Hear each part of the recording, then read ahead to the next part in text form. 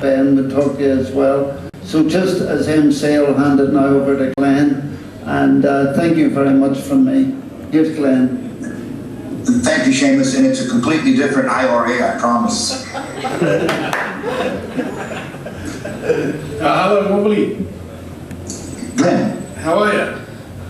I'm well, my friend, and you? Yeah, I'm well. Good. What's it?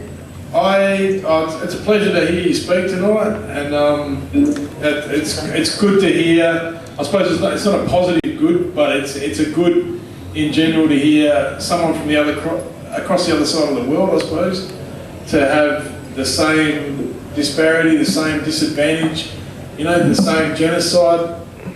It means that, if we join together, if there's more alliances between your people and our people, then we might be able to, we'll be more powerful to fight against, the government. Yes, we hope. Yes. Glenn, one of the things that to me sticks out is that we have been made to feel that we don't have power. And we've been made to feel like that by brutality. And we have to stand up from brutality and understand we do have power. And be fearless with it. Be fearless with what we do. Glenn, all they can do is hit you in the head or put you in jail. Been there both times. Done both. I've been there too, and I've been in there as well, plenty of times. You're probably twice my age, but I know what this place has got to offer. I suppose there was something I wanted to ask you, and that's we were talking about it here when I got up and had a speech a bit earlier, and a bit of question and answer. How many Indian people is there? What's the population like? Do you have like a census over here, over there? Yes, Glenn, the latest census shows us at about 3 million, and that was just released about 60 days ago. We're 1.5% of the population of this country. Whoa. We're like 3.5. 3.5 million?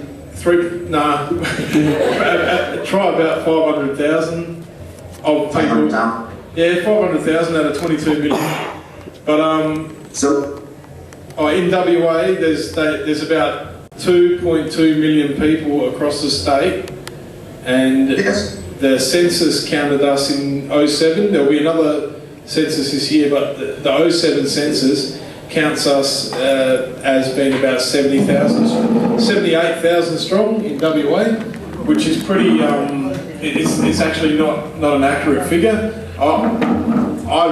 I'd say there's probably about 130,000 Aboriginal people in WA, and that's from the Kimberleys, the Pilbara, the Goldfields region, and the Southwest. What I wanted to know is this is what I wanted to ask you, because we were talking about it earlier. We've got land councils here that represent us for what they call native title. It's not actually land rights. Like, there's no such thing as land rights here. We get native title, which is a legislation. It's a law that tells you what you can and can't do on your own land. But we've got a real problem here, and we need to publicise it, because over here there's a capitalist mentality that's being bred into a lot of our people, and they seem to take the ways of the white fella and use it against their own mob. And I think that's one of our biggest problems over here, is we've got a lot of people. We do have we've got our first House of Reps politician, we've got people in the Senate, we've got people at the state level and the local level, but what often happens over here, Wanbli, is people get to an executive position or a director position or a position of high power, and then they forget about the people they come from.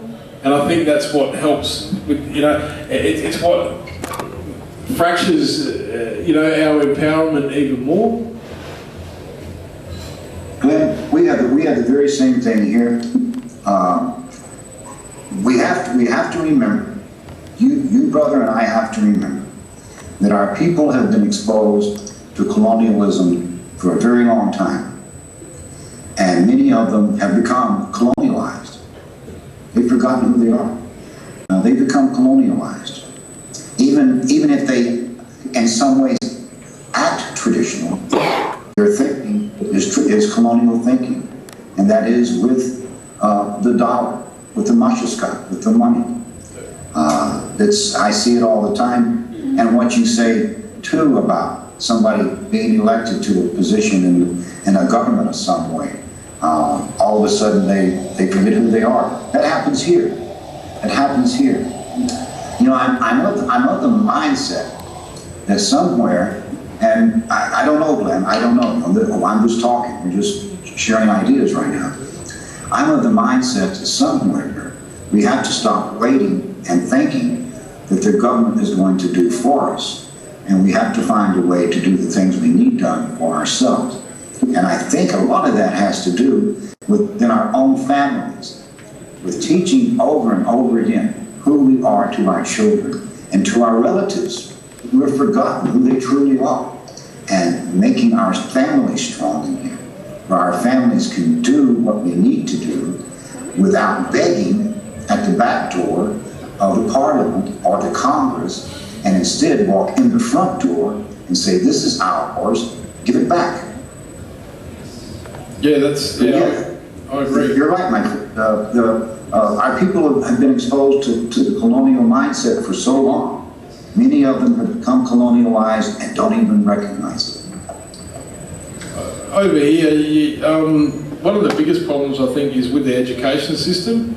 I mean, you go to school over here. When I went to school, I learned about the colonialists. That's what they taught us in public school. And I went to 16 schools in the Perth area.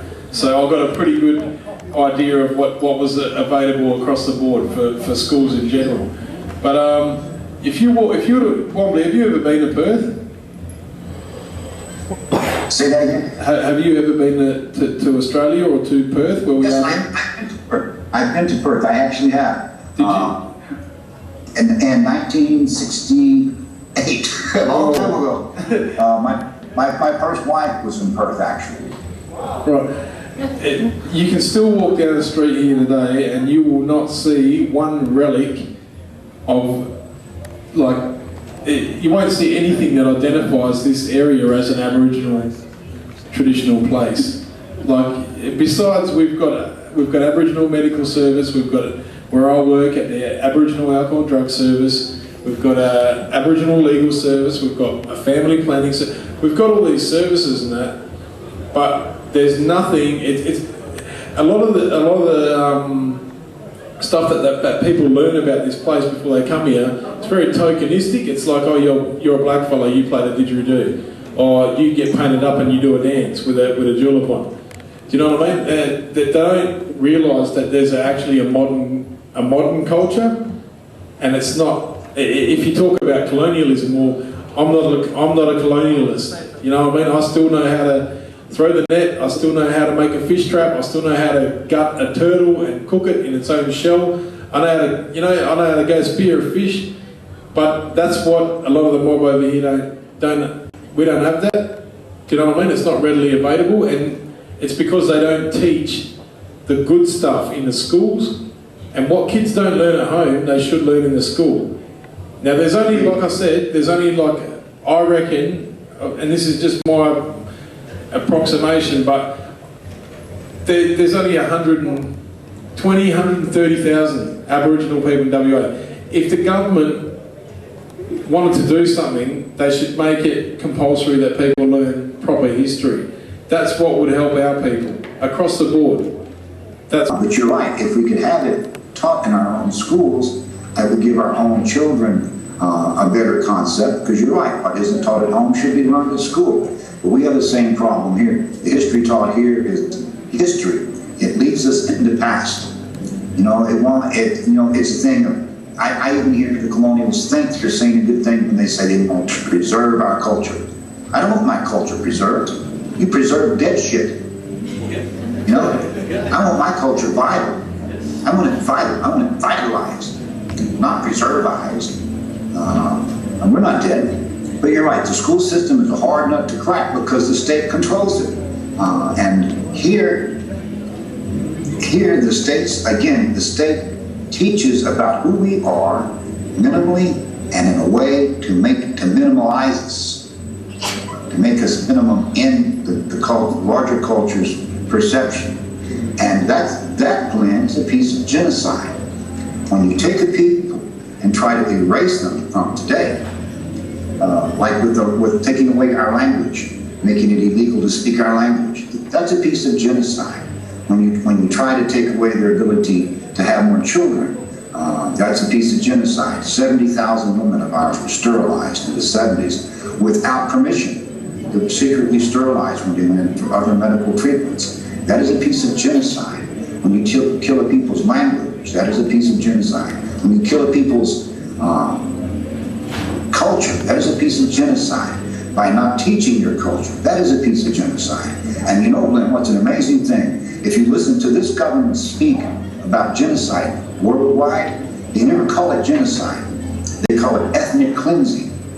The reason for that being, Glenn, is that this government, where I live, did not sign the United Nations Genocide Treaty. Yes. And it did not sign it for one reason, because they can be accused of genocide if they signed a treaty. This nation didn't even sign that treaty. So if you listen to their political talk, when they talk, they say ethnic cleansing. Pay attention to that. Next time you hear a fool from this government speaking about genocide, they will say ethnic cleansing, not genocide, because this government did not sign the UN treaty against the genocide. But what you're saying about not teaching our cultures, that's a piece of genocide. You have to face it for what it is, and we have to insist. We can, instead of trying to attack the state at the very top level, we can go to each individual school and go to them as a group. I'm sure you're organized there. You can take 8 or 10 members of your group and go to each individual school and ask them, can we come once a year to your school and teach about our people? Teach about our people to all the children there. Once a year, can we come and do